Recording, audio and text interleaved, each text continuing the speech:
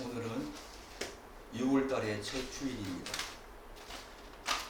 날씨가 이제 점점 더워질 텐데, 특별히 원래는 엘니뇨라고 하는 현상 때문에 더 비도 많이 오고 더워질 것이라고 예상을 하는데요. 하나님을 믿게 되어지면은 먼저 하나님께서 열어놓으신 그 놀라운 은혜 가운데 들어가게 되죠.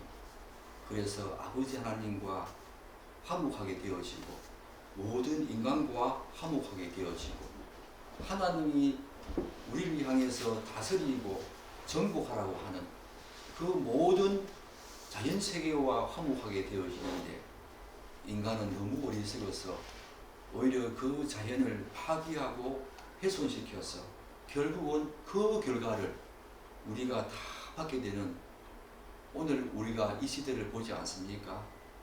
정말 하나님과의 화목된 자는 자연을 사랑합니다. 피조세계를 사랑합니다. 그런 은혜가 우리에게 있게 되어지기를 간절히 축복합니다.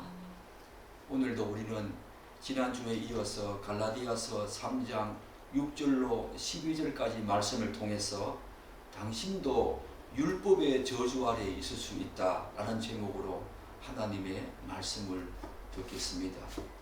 우리가 지난주에 무엇을 배웠습니까? 지난주에 무엇을 들었습니까? 앞선 내용에서 사도 바울은 4가지 질문을 던지면서 갈라디아 성도들의 어리석음을 질책한 바울이었습니다. 이제 믿음의 조상 아브라함이 어떻게 어렵다함을 얻게 되었는지 그 말씀으로 오늘 6절을 열고 있습니다. 우리 6절 한번 읽겠습니다. 아브라함이 하나님을 믿음에 그것을 그에게 의로 정하셨다 함과 같으니라. 아브라함 믿음의 조상이지요. 사도 바울은 오늘 6절 내용을 통해서 창세기 15장 6절 내용을 인용하고 있습니다. 하나님께서 아브라함에게 약속하신 자녀 바로 이삭을 상속자로 주시겠다고 하는 그 상황 속에서 그와 언약을 맺으실 때의 상황을 인용해서 한 말이지요. 15장 4절로 6절 말씀은 이렇습니다. 여호와의 말씀이 그에게 임하여 이르시되 그 사람이 내 상속자가 아니라 내 몸에서 날짜가 내 상속자가 되리라 하시고 그를 이끌어 밖으로 나가 이르시되 하늘을 우러러 묵별을 셀 수 있나 보라. 또 그에게 이르시되 내 자손이 이와 같으리라. 아브라함이 여호와를 믿으니 여호와께서 이를 그의 의로 여기시고 라는 말씀입니다. 하나님께서는 생물학적인 기능으로는 도저히 자녀를 생산할 수 없는 이 이삭과 사라에게 그의 종이었던 엘리에셀이 아닌 그들의 몸에서 태어날 자를 상속자로 약속하십니다. 그러자 아브라함은 그 하나님을 믿었던 것이요. 이게 쉬운 일이 아니지요. 거의 100세가 가까이 된 아브라함, 90세가 가까이 된 사라, 생물학적인 기능으로는 도저히 자녀를 생산할 수 없는 그런 단계가 되었습니다. 그런 그들에게 하나님께서는 그들의 종 엘리에셀이 아닌 바로 그들의 몸에서 태어날 자를 너의 상속자로 주시겠다라고 말씀하십니다. 아브라함은 그 하나님의 말씀을 믿었다라고 오늘 본문은 이야기하고 있습니다. 하나님께서는 아브라함의 그런 믿음을 보시고 그것을 그의 의로 여기셨음을 말하고 있지요. 이 지점에서 우리가 주목할 사실은 아브라함이 하나님으로부터 어떻게 의롭다 여기심을 받았는지, 곧 하나님께서 아브라함의 무엇을 보시고 그의 의로 정하시는지라고 하는 지점입니다. 잘 알다시피 지금 갈라디아 교회에 거짓 교사들이 들어왔지요. 그들은 예수 그리스도를 믿는 믿음 위에 그것에 더하여 율법도 준수하고 할례도 받아야 구원을 받을 수 있다고 가르쳤습니다.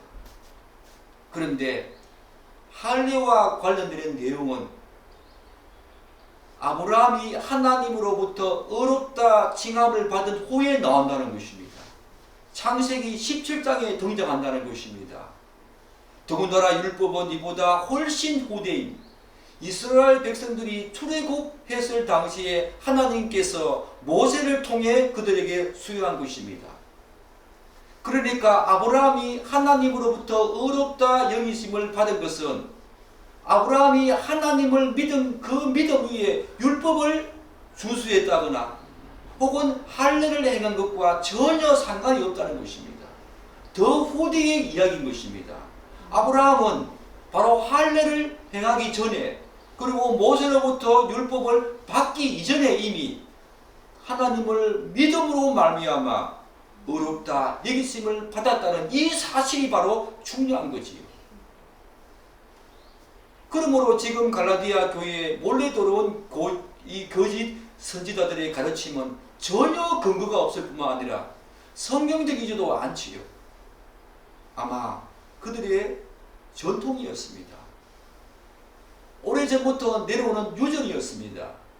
인간적인 생각과 판단에서 기이한 잘못된 가르침이자 교훈이었던 거죠. 결국 사도 바울은 하나님이 아브라함을 의로 정하신 것은 그에게 어떠한 행함이 있었다거나 그런 것이 아니죠.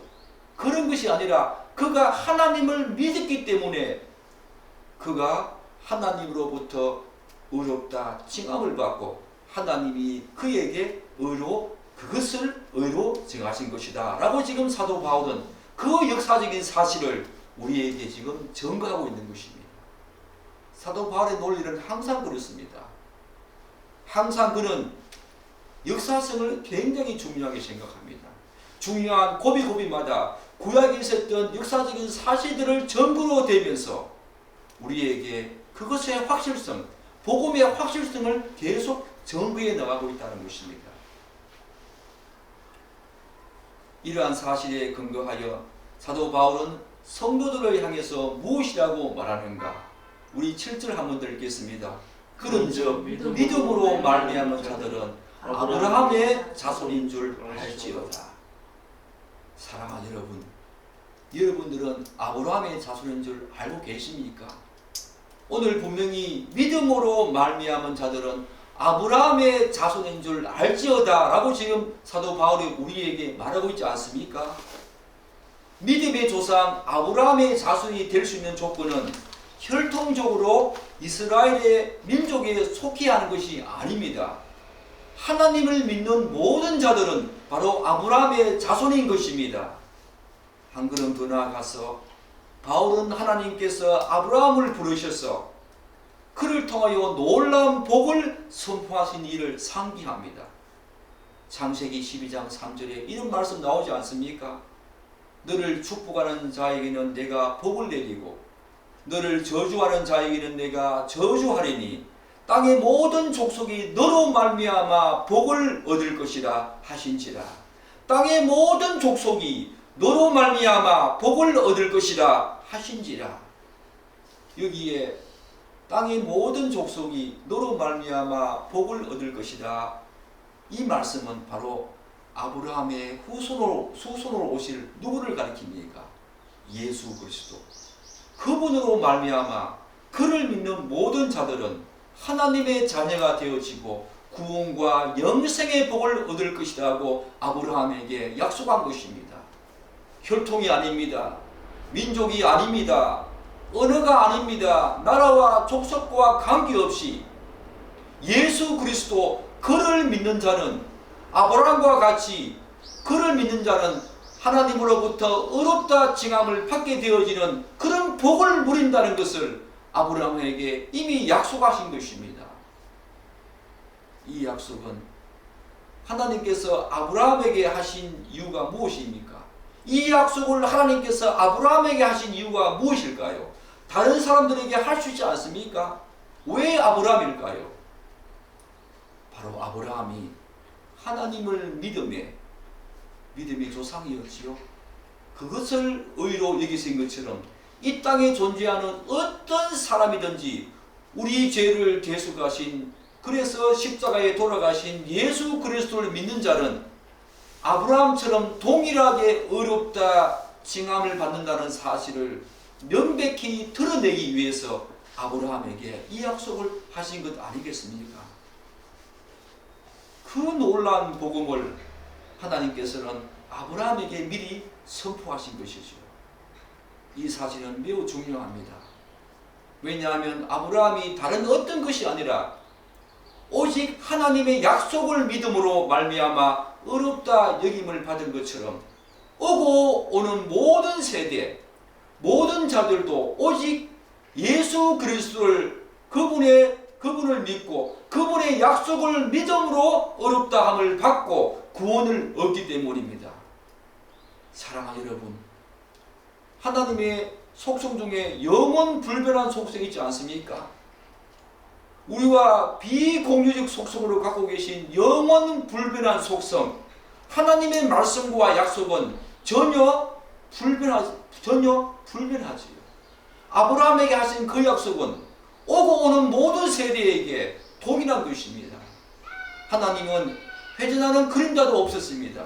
그분은 불변하십니다. 우리와 다르지 않습니까? 그분이 아브라함에게 약속하신 그 약속은 지금 이 세대를 살고 있는 우리뿐만 아니라 오고 오는 모든 세대에 동일하게 적용되는 것입니다. 하나님은 불변하십니다.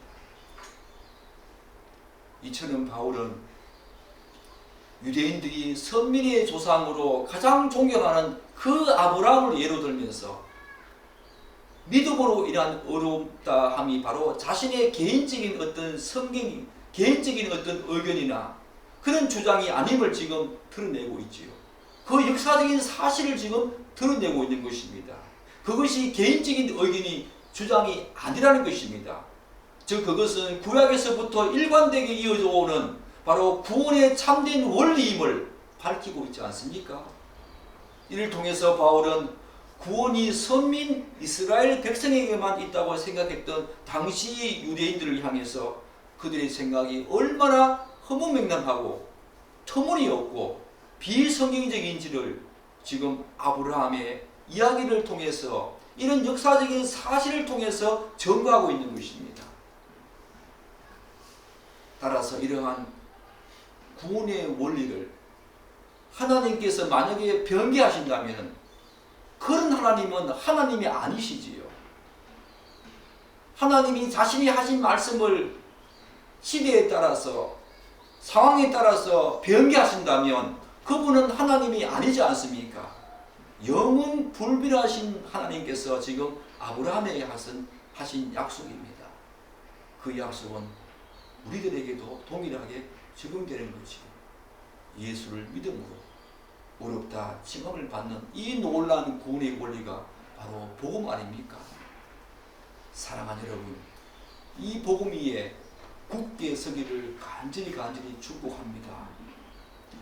이제 아브라함의 예를 들면서 믿음을 통한 이 구원의 원리의 역사적인 이 사실을 아브라함을 통해 드러낸 바울은 또다시 율법과 복음에 대한 내용으로 전환해서 중요한 말을 이어갑니다.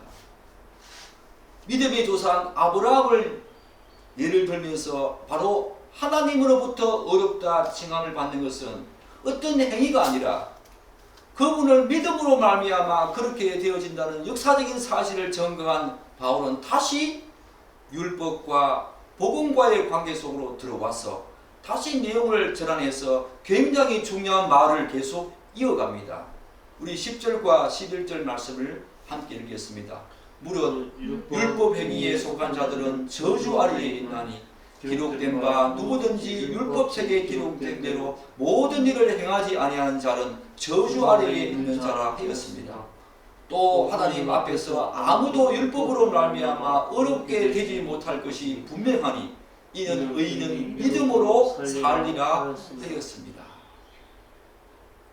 바울은 율법에 속한 자들, 곧 율법을 지킴으로써 구원을 얻고자 하는 자들은 어떻게 된다고 말하고 있습니까? 저주 아래에 놓인 자라고 선언하고 있습니다.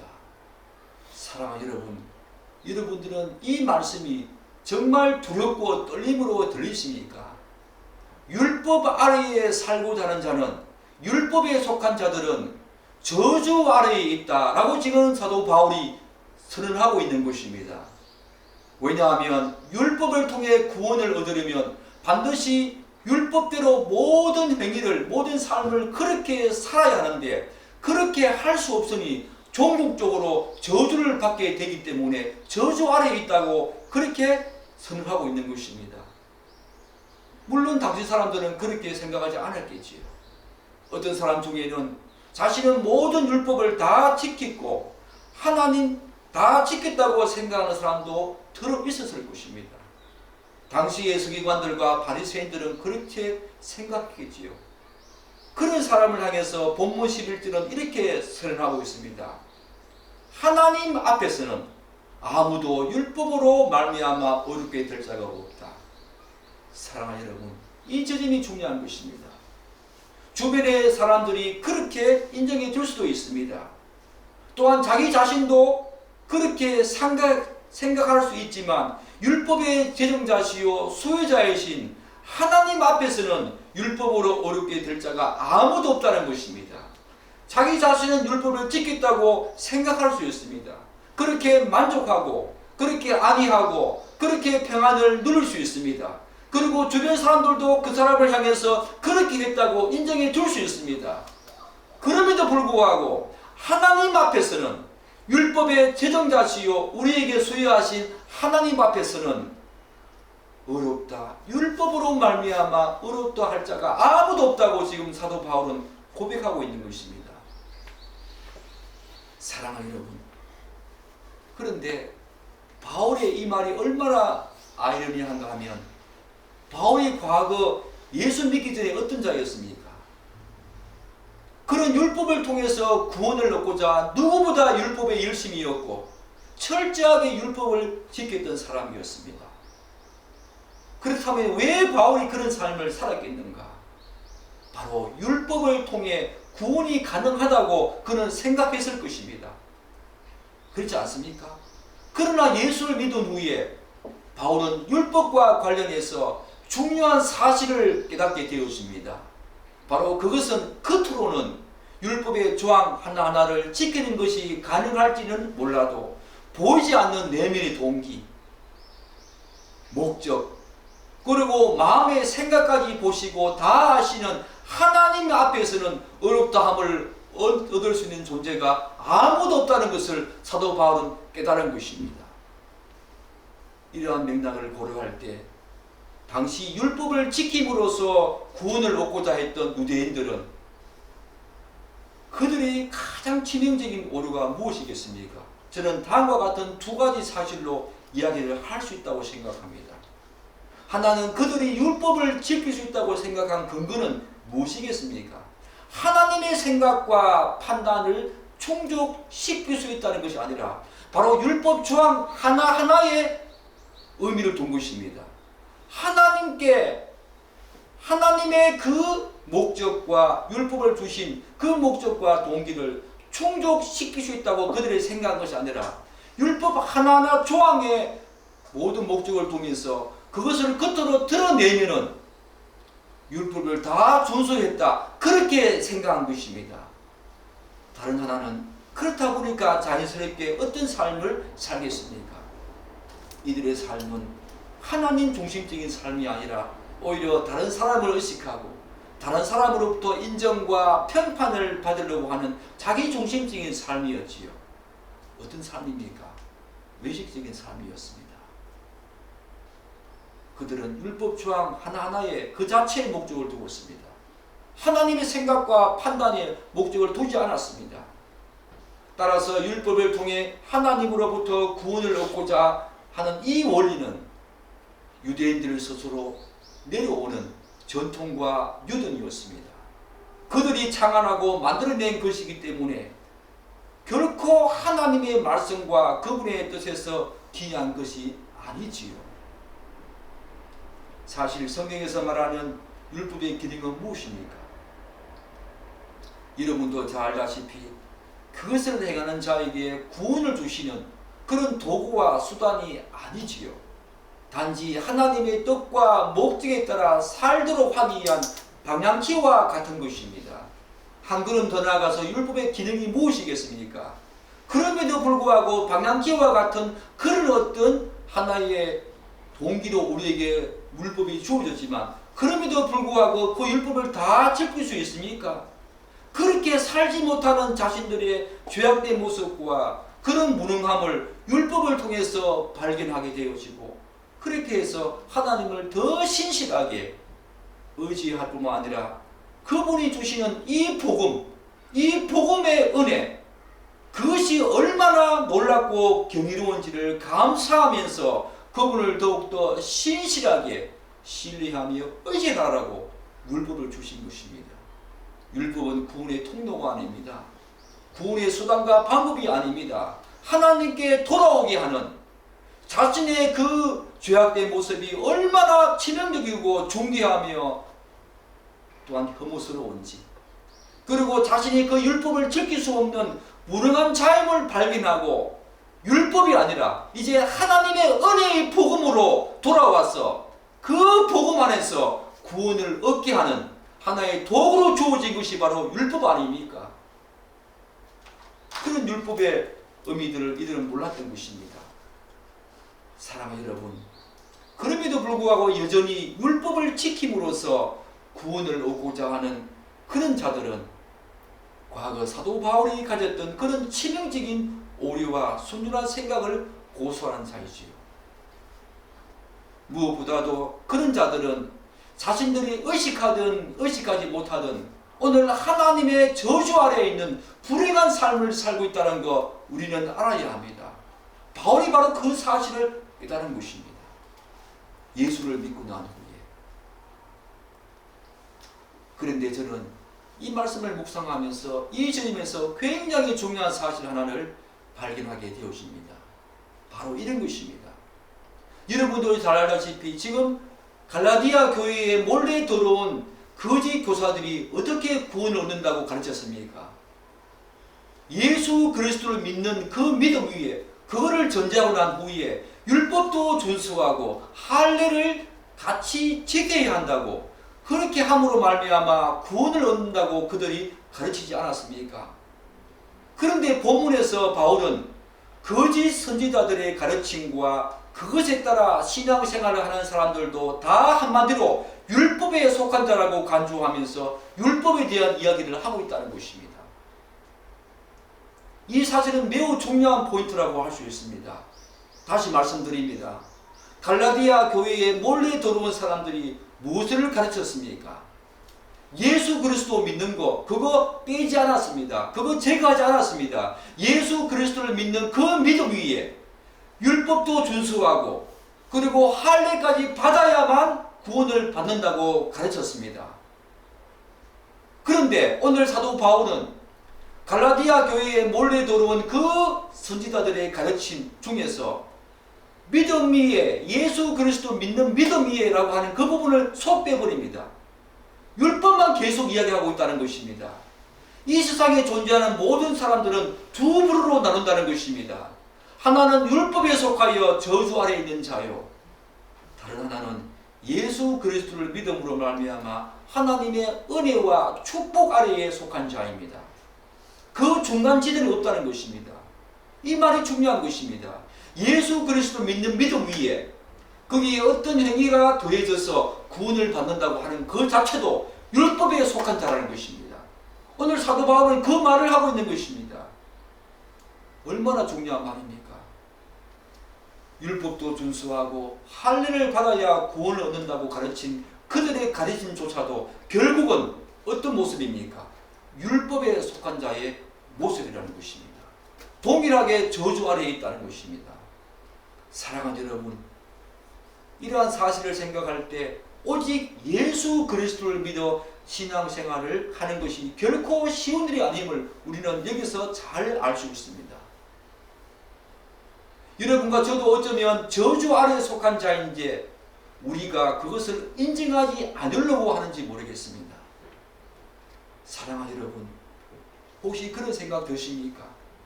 여러분도 분명히 예수 그리스도 믿는다고 생각을 하고 그렇게 신앙생활을 해왔을 것입니다.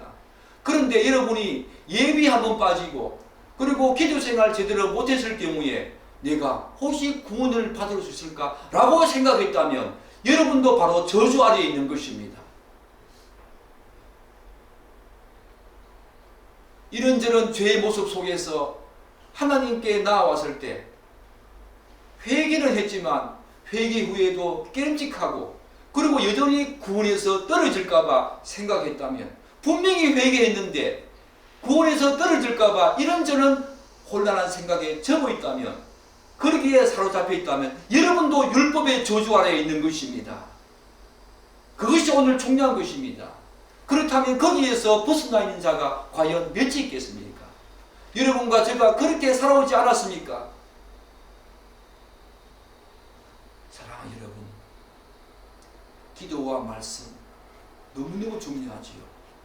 그렇지만 이제 기도와 말씀 자체가 구원과 관련되는 것이 아니라 이제 그분과의 사랑의 관계성 속에서 아버지와 자녀, 그분의 백성으로서 이제 기도와 말씀 생활을 제대로 하지 않았을 때에 구원에서 떨어지는 것 그 자체가 아니라 바로 그분과의 사랑의 관계성 속에서 그분에게 미안하고 죄송한 마음, 그 마음을 가져야 한다는 것입니다.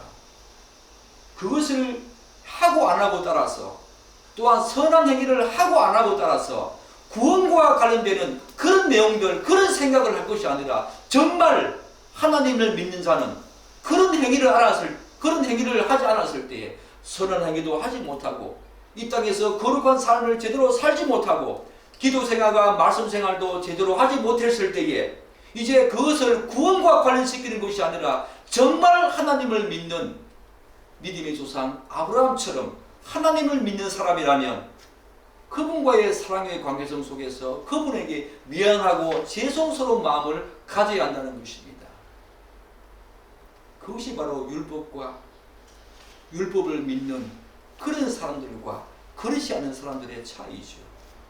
사랑하는 여러분, 여러분들도 갈라디아 교회에 몰래 들어온 그런 사람들처럼 예수를 믿지만 거기에 뭔가를 더해서 구원을 좀 더 완성적으로 좀 더 완전하게 구원을 얻고자 하는 그런 사람이 있습니까? 기도를 더 많이 해서 말씀을 더 많이 읽어서 선한 행위를 더 많이 해서 그렇게 하게 되어지면은 더 완전한 구원이 우리에게 있을 것이라고 생각하는 사람이 있습니까? 그 사람은 율법 아래에 있는 저주 아래에 있는 사람입니다. 오늘 사도 바울이 그 지점을 우리에게 말하고 있는 것입니다. 바로 가톨릭처럼, 바로 알미니안처럼 그런 사람이 오늘 조국교회에 얼마나 많이 있습니까? 사랑하는 여러분, 이 지점을 분명히 생각해야 합니다. 분명히 생각해야 합니다. 예수를 믿는 사람들이 이 사실을 정말로 제대로 인식하고 있는지 저는 의문점이 듭니다. 왜냐하면 그들은 부지불식 중에 예수를 믿는 믿음 위에 그것을 전제하고 난 후에 무엇인가를 더하는 것이 결코 나쁘다거나 혹은 비성경적이라고 생각하지 않기 때문입니다. 좋은 것이라고 생각하지요. 예수를 믿는 믿음 위에 뭔가를 더해서 구원을 얻는다는 것, 그것을 결코 나쁘다고 생각하지 않습니다. 교회에서도 그렇게 가르치지 않습니다. 그러나 오늘 사도 바울은 그들을 향해서 뭐라고 말하고 있습니까? 여전히 율법의 저주 아래 있는 자라고 지금 말하고 있는 것입니다. 오히려 이런 사람은 더 완전한 구원을 얻는데 도움까지 된다고 생각하지요.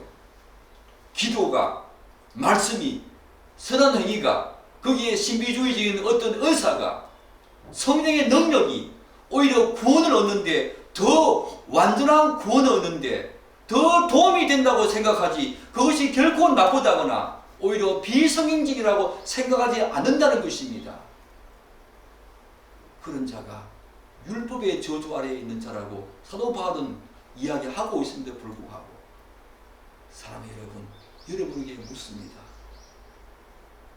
기도하지 않아서 말씀 잊지 않았을 때에 여러분들은 구원을 못 받을까 염려한 적이 있습니까?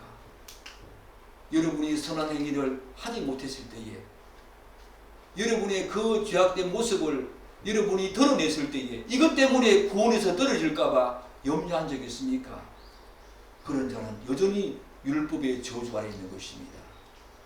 우리는 기도와 말씀을 제대로 하지 못하고 우리의 죄악된 모습이 늘 하나님께 보이고 선한 삶을 제대로 살지 못할 때에 그분 앞에 납작이 엎드려서 그분과의 사랑의 관계성 속에서 이제는 그분께 죄송하고 미안한 마음을 가져야 한다는 것입니다. 그러면서 그분께 더 가까이 나아가는 그런 신실한 믿음의 삶을 살아야 한다는 것입니다. 이것이 바로 율법의 저주 아래 있는 자와 그렇지 않은 자의 차이점 아니겠습니까?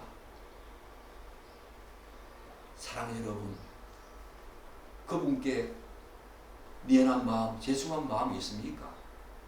그렇다면 어떻게 살아야겠습니까?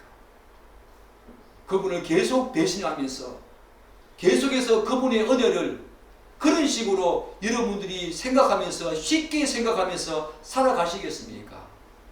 이제는 그분 앞에 더 미안한 마음을 가지고 죄송한 마음을 가지고 아들 하나님까지 내어주셔서 우리를 구원하신 그 하나님의 은혜에 감격해서 이제는 절대적으로 그분을 신뢰하며 의지하며 살아야 한다는 것입니다. 그것이 바로 사도 바울이 오늘 우리에게 이야기하고 있는 가장 중요한 포인트 아닙니까? 사랑하는 여러분, 이처럼 구원과 관련해서 율법과 믿음은 도저히 양립할 수 없는 물과 기름과 같은 것입니다. 그래서 사도 바울은 하나님과 바른 관계 속으로, 즉 의로운 관계, 의의 관계, 바른 관계 속으로 들어가는 사람은 오직 믿음으로 의롭다함을 받은 사람이라는 사실을 반복해서 강조하고 있습니다. 우리 12절 말씀 한 번 더 읽겠습니다. 율법은 믿음에서 난 것이 아니니 율법을 행하는 자는 그 가운데에서 살리라 하였느니라. 하나님께서 율법을 주신 목적과 동기는 믿음과 관련성이 없다는 것입니다. 구원과 관련이 없다는 것입니다. 믿음으로 말미암은 의, 믿음으로 말미암아 하나님과 바른 관계 속으로 들어가서 그분으로부터 구원을 얻는 것과 율법을 주신 목적과 동기는 그런 것과 관련성이 없다는 것입니다. 왜냐하면 율법은 그것을 모두 행해야만 생명을 얻을 수 있지만 믿음을 통한 생명은 오직 유일하신 중보자 예수 그리스도 그분을 믿고 그 은혜 가운데 감사하며 사는 자에게 주어지는 하나님의 축복이기 때문입니다. 사랑하는 여러분, 이 축복 누리고 있습니까? 여전히 여러분의 삶으로 여러분의 자유적인 노력과 힘으로 구원을 얻고자 하는 그런 어리석은 자, 율법의 저주 아래 있지 않습니까? 사랑하는 여러분, 그분의 은혜에 감격해서 이제는 그분과 신실한 관계성 속으로, 의로운 관계성 속으로, 그분과의 바른 관계성 속으로 들어가서 그분과 친밀하게 기도와 말씀으로 교제하고 또한 거룩한 삶으로 살아가는, 그래서 하나님의 형상을 닮아가는 여러분이 되시기를 간절히 축복하고 기대합니다. 기도하겠습니다.